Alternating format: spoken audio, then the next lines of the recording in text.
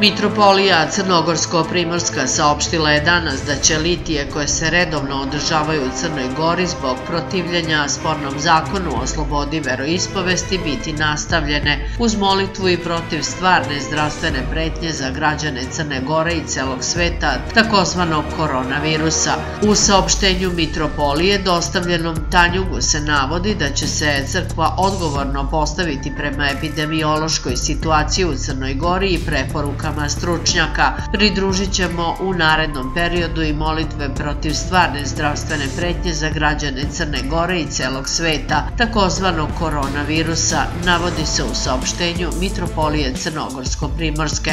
Molit ćemo se, kaže Bogu, iscelitelju svake bolesti i nemoći, da se kadom tamjana i molitvom sveštenstva i vernih odagna ova obostrana pošast od Crne Gore i za ozdravljenje svih obolelih u svetu.